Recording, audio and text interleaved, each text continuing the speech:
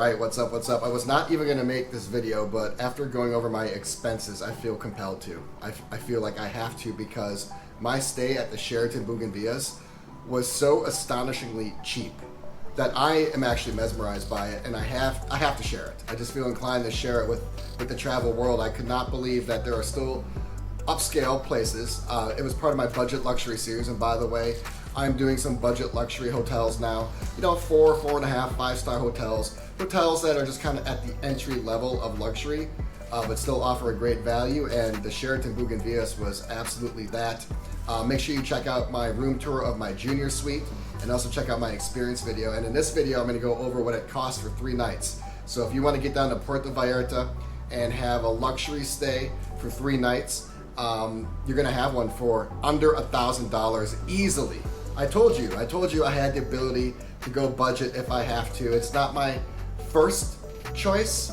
You know, I like my upper end stuff, I like my high class stuff, but 4 and 4.5 star hotels, that's where I cut my teeth for the last decade. That's where I stayed at a lot for my business, and that's where I stayed at a lot as a traveler just starting out. You just don't start out staying at Ritz-Carlton's or St. Regis unless you're really, really lucky or fortunate. So anyway, let's get into it. The Sheraton Buganvillas, we are in the land of $3 drinks, and that is quite refreshing because I just came from the land of $20 drinks. I mean, there are some drinks in Vegas that were $50 that I had, but we are back in the land of $3 drinks. My first pool day, I had 3 drinks. I had a pina colada, I had a mango tango. The mango tango was first, and then I had a blue Hawaiian, and the bill came out to like 180 pesos, which is $9 at the time of this video.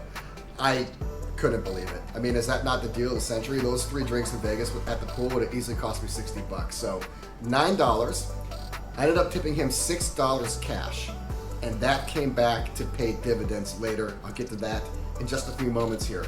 So $9.20 for 3 drinks at the pool. What a bargain. I was hanging out at the lobby bar after the gym. You know, I usually like to have a drink after I work out. Not sure what I was thinking there. Actually, I was just killing some time. I really like the lobby bar at the Sheraton, by the way. Open air environment, views into the ocean, views into the pool. You have that ocean air wafting through.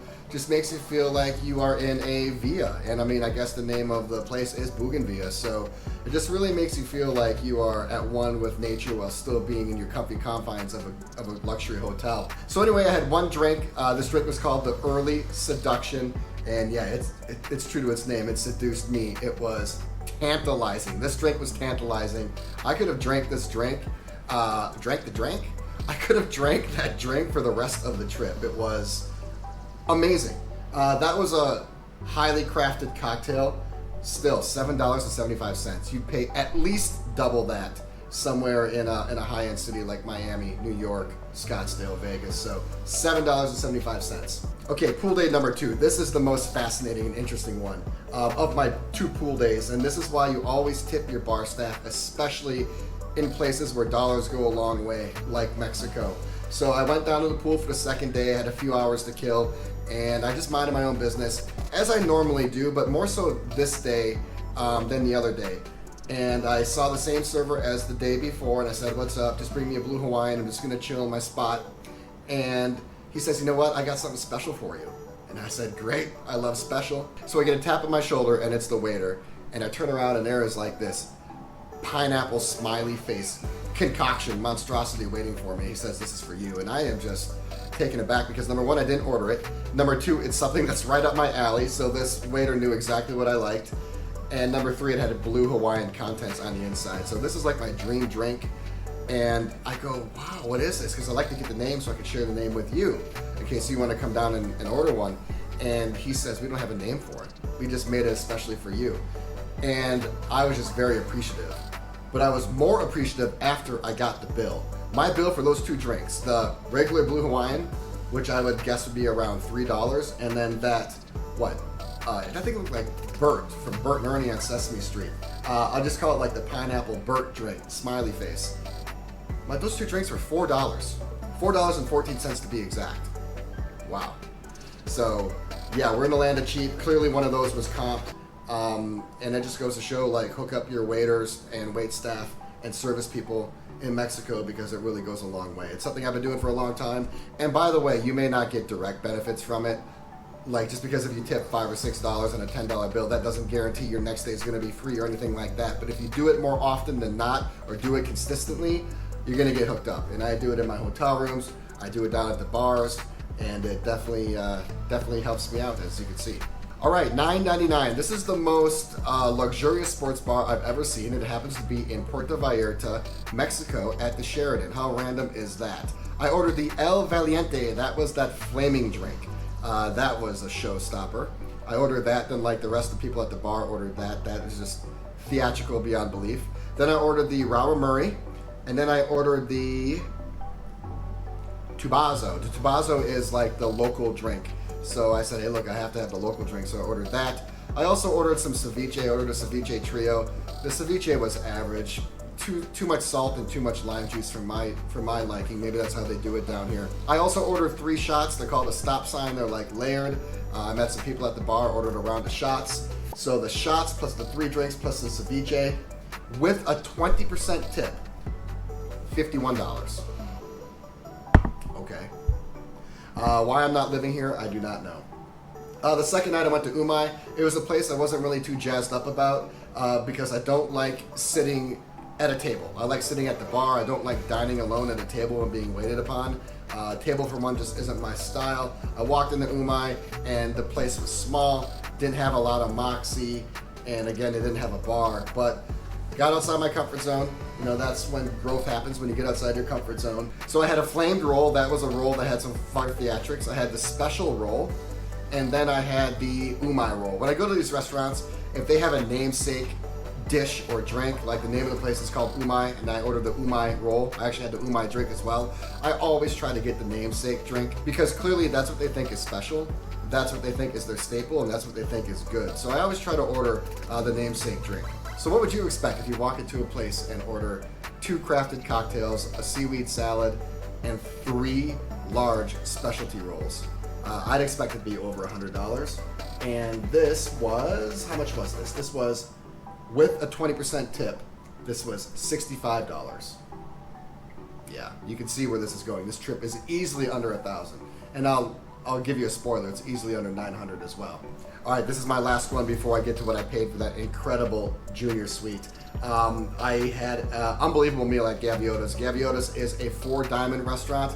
I can't see why it's not 5-diamond. It hits on all the 5-diamond criteria for me. It had class, it had luxury, it had location, it had ambiance, it had excellent service, it had a very deep and creative menu, and the food delivered. So it should have been 5-diamond. I think the fact that the Sheraton Buganvillas is a 4-diamond property, it can't have a 5-diamond restaurant. So I think it just gets a 4-diamond rating because that's what the hotel rating is, but it could easily be a 5-diamond rating. It's one of the best Mexican restaurants I've ever eaten at, and that includes my time in other cities. Anyway, Gaviotas, I had a Modelo, I had a Pina Colada, and it did not have a bar at Gaviotas either, but they did something that was just sensational and spectacular. They brought over their mixologist with a mobile bar cart, and he came over to kind of collaborate with me, and we talked about what I liked and what I didn't like, and he whipped me up some stuff that was bespoke, just completely off menu. I had a citrus smash, that was my first drink. I had a papaya smoke, that was the second drink. I had a crispy Moroccan crab salad, and then I had the salmon rissoles. I mean, with a 20% tip, this meal was $50. How? How is that possible? I don't know. Again, Pina Colada, Modelo, 2 craft cocktails, 1 papaya smoke, 1 citrus smash, crispy Moroccan crab salad, and then a portion of salmon as my main course, $50 with tip. They must have taken one of those drinks off my tab. That's the only thing that makes sense. But even then, $50 with a tip, unbelievable. Okay, I'm gonna get to the room. Before I do that, I have to tell you, I stayed at the penthouse level, Club 23. I paid a little extra for that, but the great thing is that you get breakfast from 7 to 11, and then you get hors d'oeuvres, and these were hefty hors d'oeuvres from 5 to 8. So basically, you get 2 meals a day, if you pay for Club 23 access, and I absolutely did. And once you pay that flat fee, that's it. So you can eat there as much as you want. You go back at 7 a.m., 9 a.m., 10:30 a.m., 5 p.m., and then 7 p.m. In fact, there were a couple nights when I did that. I walked in at 5 p.m. right when they started serving hors d'oeuvres. And then I would come back after the gym at 7 p.m. and get some more food in my belly. So the food was great and the portions were unlimited and the trips were unlimited as well. So because I ate there pretty much every morning and at least once, if not twice, in the afternoon, early evening, I was able to cut down on a ton of eating expenses. And by the way, you can get drinks there as well. I'm not the biggest drinker in the world. I do try to share a lot of my drinks with you, but it's not my favorite thing to do. I'm more of a food guy. But if you want to get your fill of drinks too, you can definitely put that Club 23 to use. So anyway, let's get on to the Sheraton. It was a flat fee. For 3 nights, it was $503 for that junior suite. Wow, right? $503. So that's $144 a night. That's with tax. Okay, that's out the door. So $503 for that unbelievable junior suite, $144 a night. When I add that up for 3 nights, it's under $700. That's right. It's $691 and a few pennies. But $691. I don't know if I should ever go back to Vegas again after coming to Puerto Vallarta. I am shocked at how approachable and affordable the prices are here. Much more than Cancun. Not even in the same conversation. So I'm really enjoying my time here. I'm at the Westin right now. This is a budget luxury hotel as well. It's an uptick in luxury from the Sheraton, but I still got this amazing junior suite here for under $200 a night. Easily under $200 a night. Check out my room tour and make sure you check out my experience videos that are coming up. So that is it for this video. I can't believe it. Budget luxury, Puerto Vallarta, yes and yes.